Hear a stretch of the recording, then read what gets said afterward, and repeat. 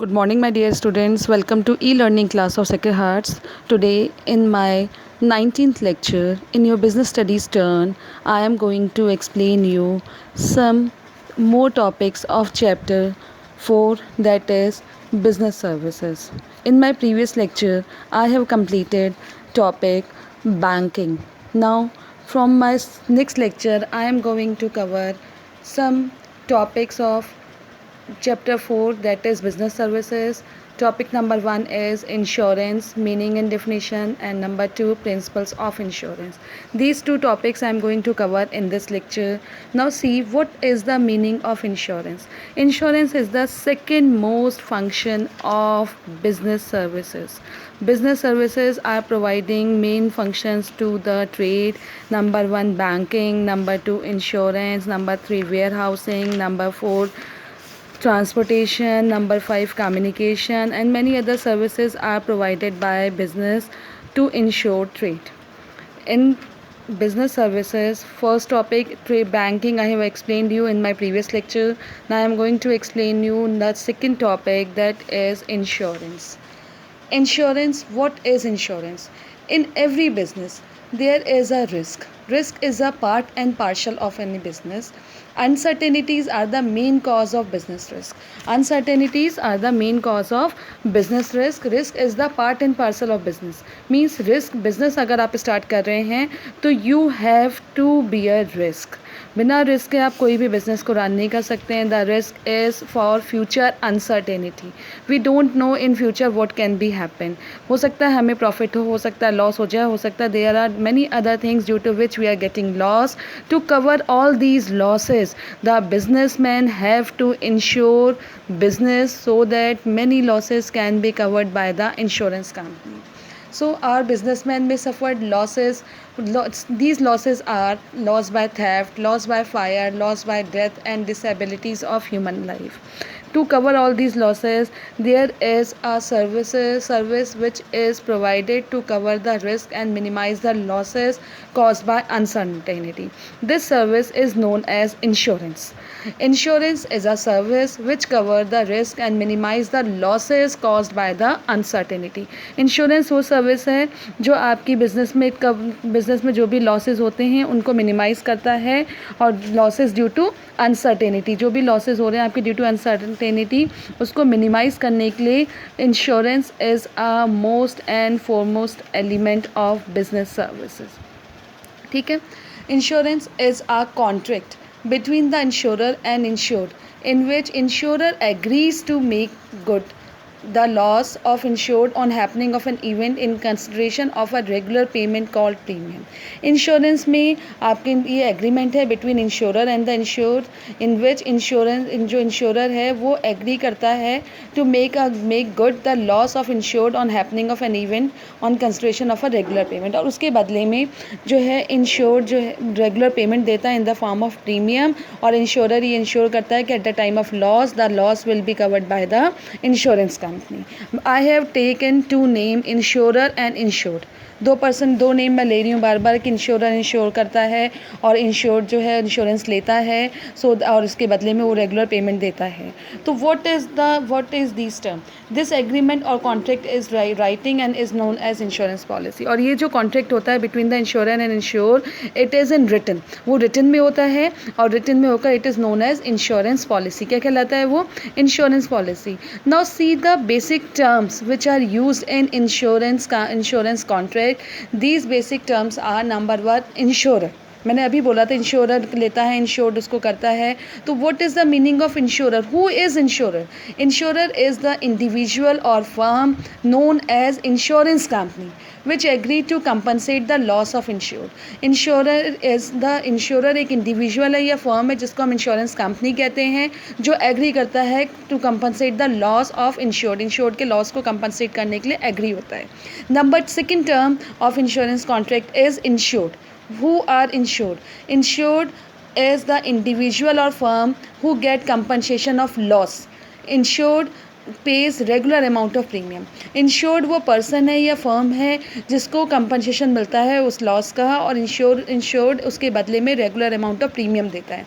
वो regular amount of premium pay कर रहा है, और जब भी future में उसको loss होता है तो इकट्ठा उसका पूरा loss bear कर लिया जाता है by the insurance company, और insured regular premium in interval देता है. Means वो एक small sum of money को per month pay कर रहा है, और फिर eight the time of any loss वो पूरा का पूरा लॉस जो है इंश्योरेंस कंपनी के थ्रू कवर हो जाता है as per the agreement and as per the contract. जो भी कॉन्ट्रैक्ट एग्रीमेंट इंश्योरेंस और इंश्योरेंस कंपनी के बीच में हो रखा है, उस कॉन्ट्रैक्ट के अकॉर्डिंगली वो लॉस जो है इंश्योरेंस कंपनी और इंश्योरर उसको बियर कर लेता है. तो इंश्योरर क्या है? Insurer is the insurance company, and insured कौन है? द पर्सन और the firm who is getting insurance, और they are known as insured, and they are paying regular payment in the form of premium. Now see third, happening of the event. Event means anything which is happened which is uncertain. Event means जिसको हम protect करा रहे हैं. It refers to the subject matter of the policy or the kind of losses covered under the policy. किसके लिए policy करा रहे हैं? कौन से रिस्क को हम कवर करा रहे हैं? That risk is known as happening of the event. वो रिस्क जिसके लिए हम पॉलिसी करा रहे हैं वो रिस्क हमारी क्या कहलाती है? Happening of the event कहलाती है.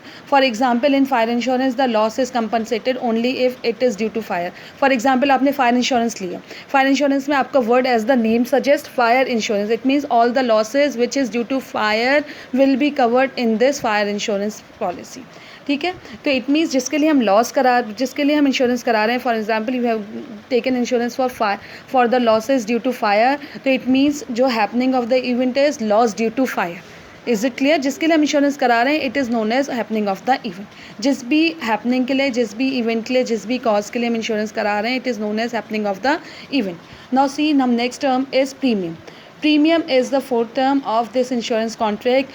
Premium, it refers to an amount paid quarterly, half yearly or annually by the insured to insurer for getting compensation at the time of loss. Premium वो amount है जो quarterly, half yearly और annually पे करी जाती है insured के through, so that he can get the compensation at the time of loss. Loss के टाइम पे ताकि उसको वो compensation मिल सके. वो इतना बड़ा loss इकट्ठा बियर नहीं कर सकता, इसलिए वो उसकी इंश्योरेंस कंपनी के पास कुछ इंस्टॉलमेंट के फॉर्म में इंश्योरेंस अमाउंट प्रीमियम के फॉर्म में सबमिट करता रहता है, और at the time of loss that will be covered by the insurance company. Is it clear बेटा? Now see the definition of insurance. ये तो टर्म्स थे, वो टर्म थे जो यूज़ होते हैं इन बिटवीन इंश्योरेंस कॉन्ट्रैक्ट. मैंने आपको बोला इंश्योरर इंश्योरेंस देता है, इंश्योर्ड इंश्योरेंस कराता है. तो insurer is the company which is known as insurance company. Insured is the person और इंडिविजुअल जिसको कंपनसेशन मिल रहा है. देन किसके लिए, किस इवेंट के लिए वो करा रहा है, that is known as happening of the event. And what amount in instalment in the form of half yearly, quarterly, annually he is paying, it is known as premium. Now see the definition of insurance. Definition means any author. The definition means any type of meaning which is given by a particular author. It is known as definition. W.A. Dinsley. I am explaining this definition of W.A. Dinsley. Insurance is a device for transfer of risk of individual to an insurer who agrees for a consideration to assume to a specific extent of losses suffered by the insured.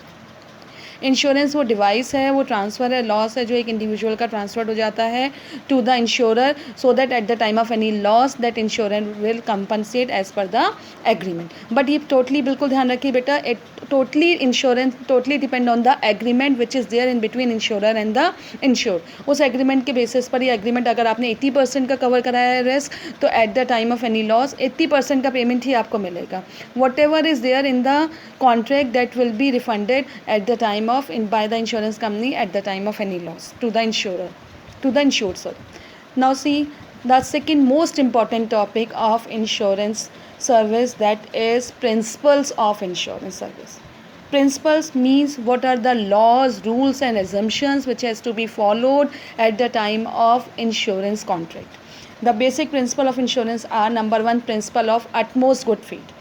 Principle of utmost good faith. Utmost good faith का मतलब क्या हो गया? Maximum good faith होना चाहिए between the insurer and the insured. Insurer और insured के बीच में there must be contract of faith between the insurer and the insured. Insurer और इंश्योर्ड के बीच में जो है कॉन्ट्रैक्ट ऑफ फेथ होना चाहिए. The insured and insurer must disclose all the material fact to each other, and both the party should not hide any fact related to insurance policy from each other.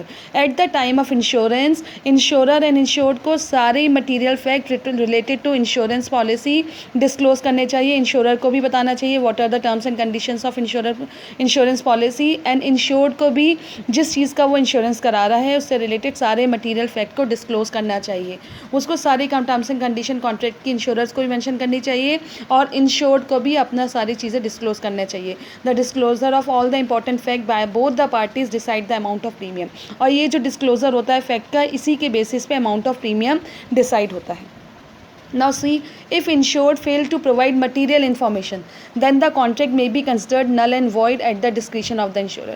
By chance अगर कुछ भी ऐसी आपकी mishappening हो जाती है और insured कोई भी डॉक्यूमेंट नहीं दिखा पाता है, कोई भी मटेरियल इन्फॉर्मेशन नहीं दे पाता है according to as per the contract related to the contract, then वो contract automatically null and void हो जाता है, मतलब कैंसिल हो जाता है at the time of discretion.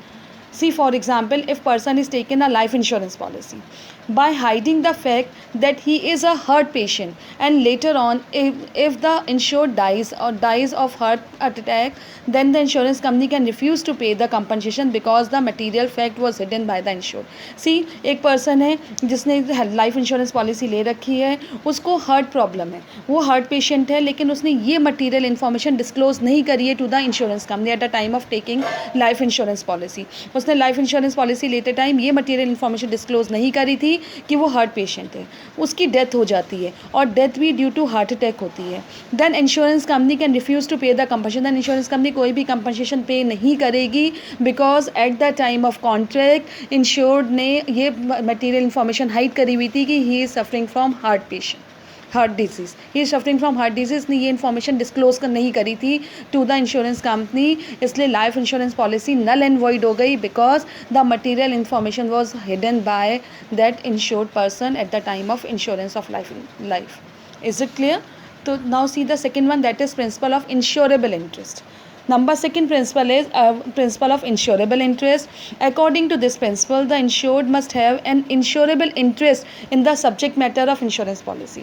जब तक आपका इंटरेस्ट नहीं होगा, जब तक आपका इंश्योरेबल इंटरेस्ट नहीं होगा, तब तक आप जो हैं पॉलिसी नहीं कराएंगे. इंश्योरेबल इंटरेस्ट का मतलब क्या होता है? It means that the insured must have some financial interest in the object, property और life which he is insuring. इसका मतलब ये होता है कि जो इंश्योर्ड है उसका जो है फाइनेंशियल इंटरेस्ट हो फॉर दैट ऑब्जेक्ट, प्रॉपर्टी या लाइफ जिसके लिए वो इंश्योरेंस करा रहा है. बेटा, insurable interest is the main element of insurance policy. Insurable interest is directly related to financial aid, वो फाइनेंस से रिलेटेड होता है. It means insurable interest means insured का at the time of insurance policy कोई financial interest हो related to that object, property और life जिसके लिए वो इंश्योरेंस करा रहा है. इज इट क्लियर बेटा? Now see number 3, that is principle of indemnity. Principle of indemnity third principle है. Third principle in principle of indemnity means, अच्छा मैंने आपको अभी बताया प्रिंसिपल ऑफ इंश्योरेबल इंटरेस्ट मतलब कि एक person can take life insurance policy for his spouse और for his her children, but he she can not take insurance policy for a stranger. भाई आपने एक इंश्योरेंस पॉलिसी ली, तो इंश्योरेंस पॉलिसी अगर आप अपनी लाइफ के लिए ले रहे हैं, you are taking life insurance policy. I am telling you about principle of insurable interest का मैं एग्जाम्पल बता रही हूँ कि अगर आपने लाइफ इंश्योरेंस पॉलिसी ली, you are a person, you are taking life insurance policy, तो आप किसी स्ट्रेंजर के लिए नहीं ले रहे हो life insurance policy. Life insurance policy वो होती है जो आपकी डेथ के बाद पर्सन को मिल रही है या एक टाइम पीरियड खत्म होने के बाद मिल रही है. तो you are not taking life insurance policy for any stranger, किसी अनजान व्यक्ति के लिए नहीं ले, बल्कि you are taking this life insurance policy for your spouse, wife के लिए ले रहे हैं या फिर आप अपने बच्चों के फेट के लिए ले रहे हैं. इट मीन्स इंश्योरेबल इंटरेस्ट क्या है? Your spouse as well as your children for to whom you are taking that life insurance policy. It is not taken for the stranger person. ये stranger person के लिए ली नहीं जा रही है. It means insured का उस contract में कोई ना कोई insurable interest होता है, that is financial support which he want to give after his life or after the expiry of the period, either to himself or to his spouse or his family. Is it clear? To his children or his family.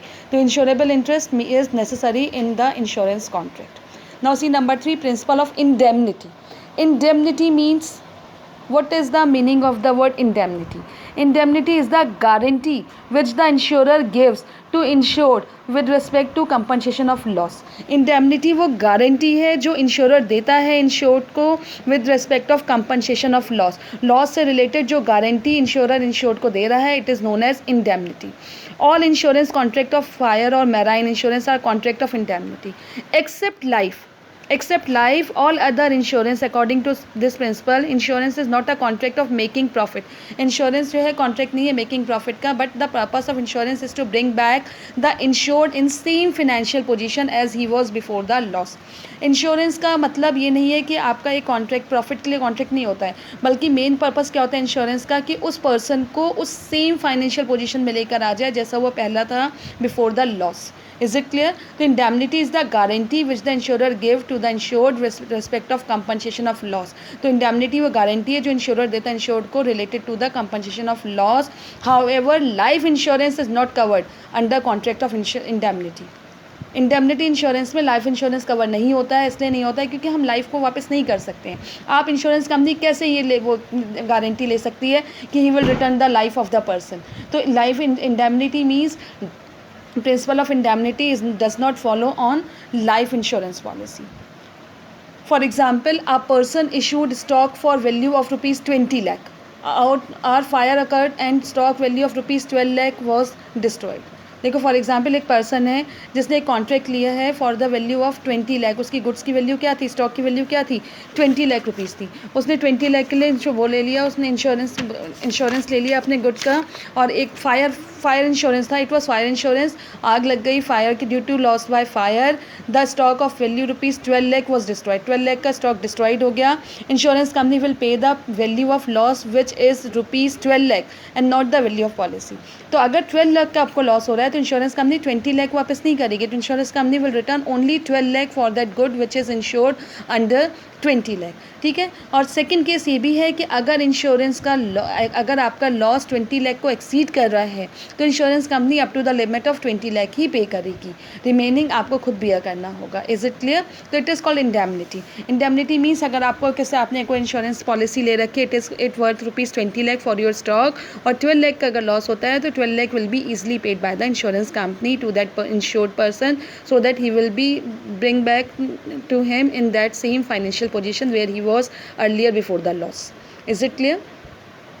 Now see the fourth principle, that is principle of contribution. The principle of contribution is corollary of the principle of indemnity. Indemnity principle का just उल्टा है.